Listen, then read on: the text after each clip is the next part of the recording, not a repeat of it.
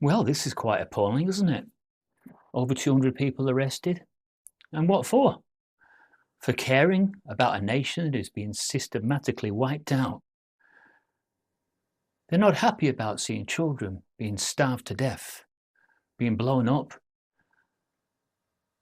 But Israel is using food as a weapon of war and have been for some time, and these people can see it.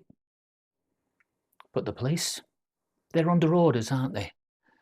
To stop anybody protesting that is in support of this, what they call this prescribed terrorist organization. They've prescribed it a terrorist organization because it keeps things nice and simple. So if you're out there protesting like these, and I haven't got the bravery to do that, but I am not in support of Israel. I could not support any country that thinks it's okay to starve a nation and to shoot children in the head while they're queuing for food.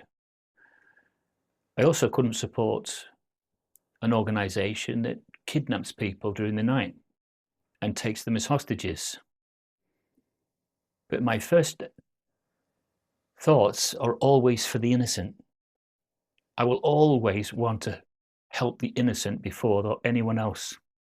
And right now, the most innocent are those children that are just starving to death in Gaza because of the pig-headed Benjamin Netanyahu, who never listens to reason. You do know, don't you, that the Jews are known for their stiff-necked behavior. If we go back to the nation of Israel, and as a theologian, I can tell you this, why did they wander in the wilderness for 40 years? It's because they were stiff-necked and arrogant. And so God wanted to teach them a lesson, and he did do. And he told them they weren't going to see the promised land. And he had them running around in circles, talking about the nation of Israel that left Egypt. So they were running around in circles, making mistake after mistake. And he got fed up of them. He was like up to here with the nation of Israel. And to put the icing on the cake, when they eventually did go into the promised land, it wasn't with Moses, was it? Because Moses wasn't allowed to enter into it. So God was never happy with the Jews. Never. And he did cast them off. But they can't see it. They still think they're the chosen people, and they're not. Because all the evidence points to the fact that they're not God-fearing people. Their actions are arrogant, haughty, can't be told anything. They think they've got the answers. And Benjamin is a perfect specimen for someone who is clinging on to his career when really he should be tried for war crimes. We know this. Everybody knows this. So the longer he can keep this situation going in Gaza, then the longer he stays in power. And yet, and ask yourself this, if you dare, why is America so silent on bringing him to heel? It's a strange one, that, isn't it? You'd have thought that Trump, once he got back in, would want to really get control of this situation in a really fair manner.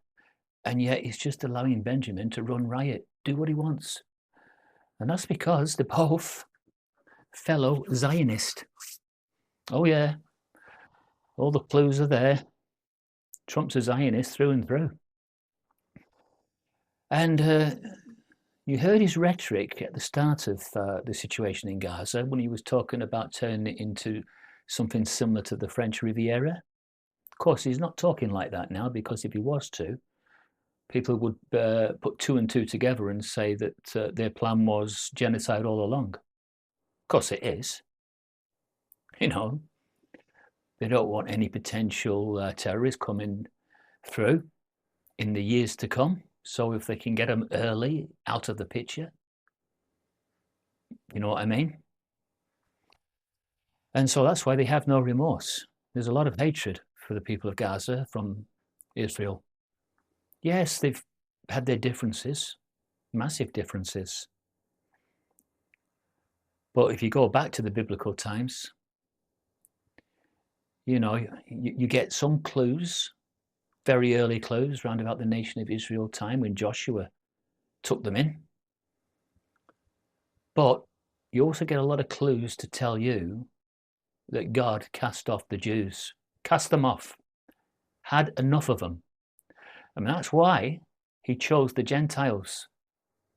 And the first Gentile was Cornelius, a Roman centurion.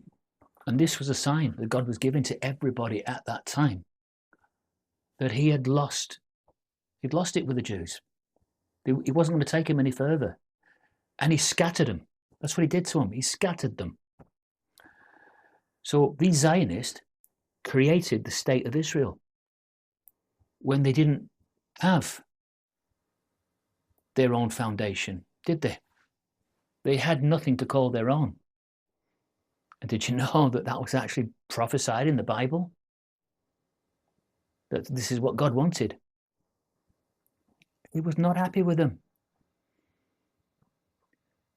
And their actions today.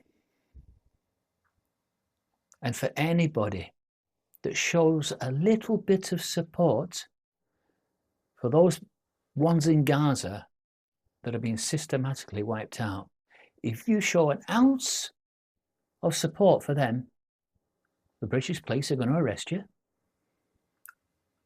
and call it your support for a banned and prescribed organization that they deemed a terrorist organization. They deemed them. But who else has deemed them a terrorist organization other than us? Has everybody deemed them a terrorist organization? I'm not aware of everybody doing that. But if you look at those placards today that were being written out, they were very simple in their message, and that was about the genocide, which we can't deny. That is what's happening. And so for me and for you to say that you're not happy about this going on,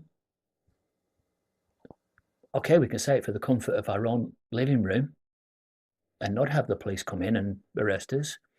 But the moment that we go to an organised gathering with a placard and say, stop the genocide, feed those starving children, feed all those in Gaza as an immediate concern, the moment you say that, you're in support of a prescribed terrorist organisation? I don't think so. I don't think so at all. You're not in support of what Hamas did when they carted those off and held them as hostages. And talking about the hostages, we must be down to perhaps only 20 now, but how much longer they'll be alive? Now there's this expansionism going on with Israel and Netanyahu. Well, how long they're going to be alive is anyone's guess. There's just no simple solution here. But I just don't think that in this country you would have expected to have been arrested for caring about a nation that is being systematically wiped out right in front of your eyes. And yet, it's wrong to care about them. You can be arrested for it, as is what happened today. Over 200 people arrested for caring about Israel carrying out genocide. It's a bit of a shit world, isn't it? I reckon it's going to get a lot worse. And I think we will have a World War III. That's my opinion. Don't forget that Gog and Magog, I don't know if you guys know this, if you've not studied theology, but Gog and Magog, which is mentioned in the Bible, is man's hostile fighting nations in the time of the end. You look what happens to them. They come up against a force they can't deal with.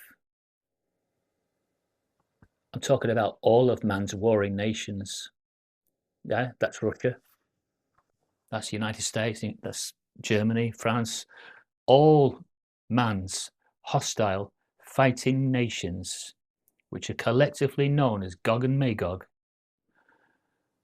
will be annihilated by a force which they can't deal with. Something is coming to this world and it can't be stopped.